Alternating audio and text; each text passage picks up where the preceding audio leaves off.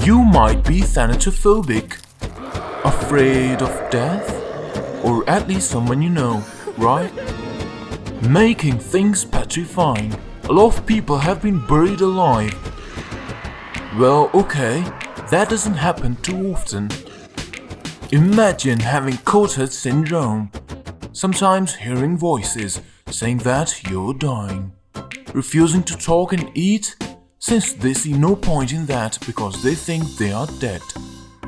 Believing that parts of their body are missing. Although this is so rare with about 200 known cases worldwide.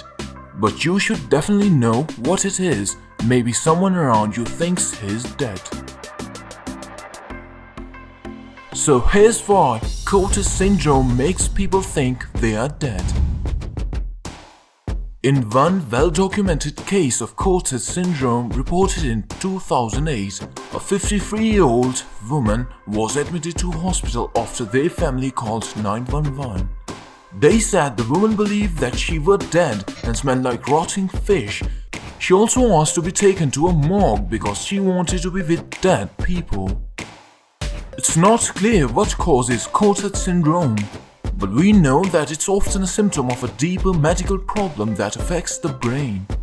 Well, some experts think Cotard syndrome results from two types of brain damage. The first changes the way people view themselves. The second makes them continue to believe this false view, even when they are shown it's not true. Not everyone agrees with this idea though. It can happen at almost any age, but it strikes many people in their early 50s. And many people who have it also have a history of mental health problems. It could be easy to spot a syndrome and well, doctors have many ways to fix the dead monkeys in someone's brain.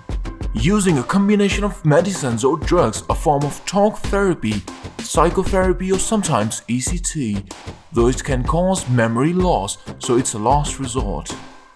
But why do people actually start to believe that they are dead?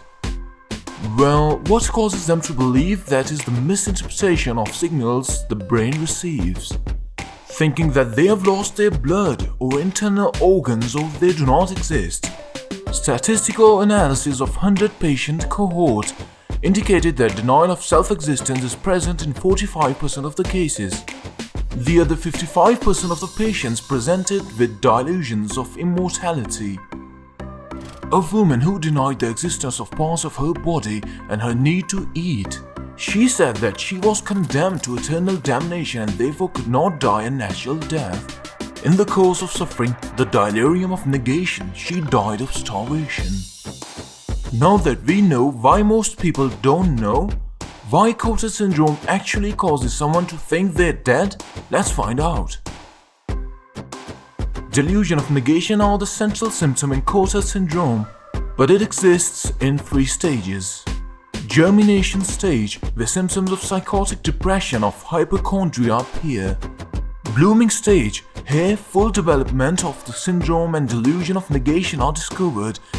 And chronic stage, well, continued severe delusion along with chronic psychiatric depression. A mild case is generally characterized by despair and self-loathing, while a severe case is characterized by intense delusion of negation and chronic psychiatric depression. Cotard syndrome withdraws the afflicted person from other people due to neglect of their personal hygiene and physical health. Delusion of negation self-prevent the patient from making sense of external reality, which then produces a distorted view of the external world. After a motorcycle accident in 1996, the patient's symptoms occurred in the context of more general feelings of unreality and being dead, and soon later, he was convinced that he had been taken to hell, which was confirmed by the heat and that he had died sepsis.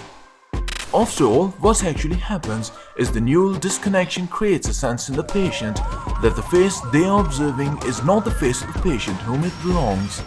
Therefore, that face lacks the recognition normally associated with it. This results in derealization or disconnection from the environment. If the observed face is that of a person known to the patient, they experience that face as the face of an imposter, which is Capgras delusion. But if the patient sees their own face, they might perceive no association between the face and their own sense of self, which results in the patient believing that they do not exist. So what do you think? Do you exist?